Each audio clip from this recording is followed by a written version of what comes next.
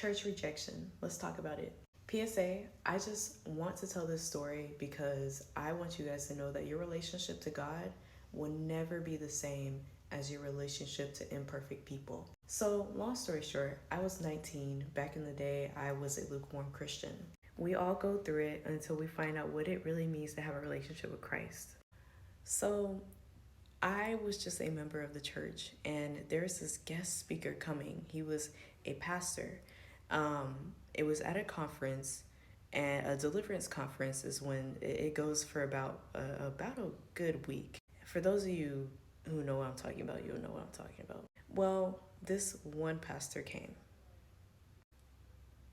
I will never forget it because it's the first time that I just looked away from God instead of realizing that my relationship to God was not equal to my relationship to somebody imperfect. So he's preaching. After he's done with that, he calls everybody to the altar to pray.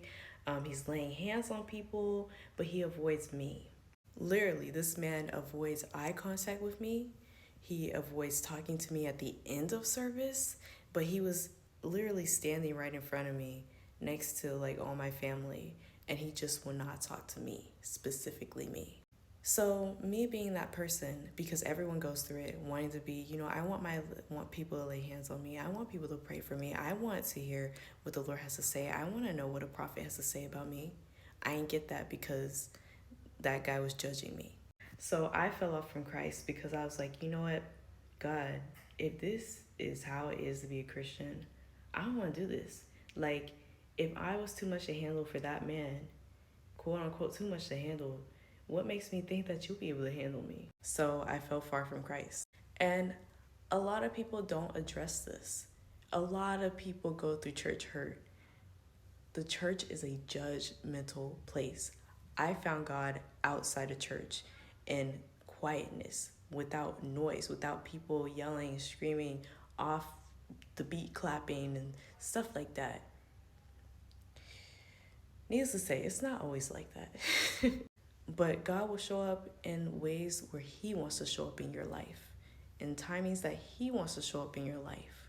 I found God outside of church, and it was hard. It took me years to forgive that man, somebody that I didn't even know, but I did.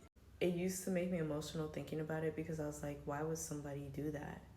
But then when I finally got to know God, I was just like, I see. So this is to say, do not let a instance or a moment like that tear you away from God. Because I'm going to tell you, and I'll be the first one to tell you if you haven't heard, that's not God. God will never avoid you. God will never walk away from you. God will never not make eye contact with you. If you read Matthew, Mark, and Luke, He sent His Son down to address all people, to heal the sick. And the only people that Jesus did not fully entertain was the Pharisees, because they were not really receptive and open to listening to the truth. Do not let a pastor or a judgmental person in the church lead you away from God. Get to know God. You go through that issue. Go to God first about it. Cry about it if you need to, because if I'm being honest, I cried, and I questioned myself for months. Mind you, about 40-year-old man or whatnot avoiding me, and I'm the one bringing people to church. So I don't know, there's ways to go about it as a pastor. You don't have to completely avoid somebody, and it's kind of odd to me. It's really odd. It gives me an odd feeling when people do that, because I've seen a lot of people be hurt by the church and fall away from the church because of such. And I'm somebody who can understand that. I am somebody who can understand a lot that people wouldn't think that I understood.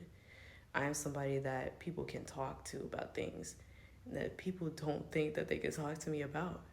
Do not base your relationship on God over somebody who is just as imperfect as you. Over somebody who may not even know God themselves, but is preaching on the pulpit in front of thousands.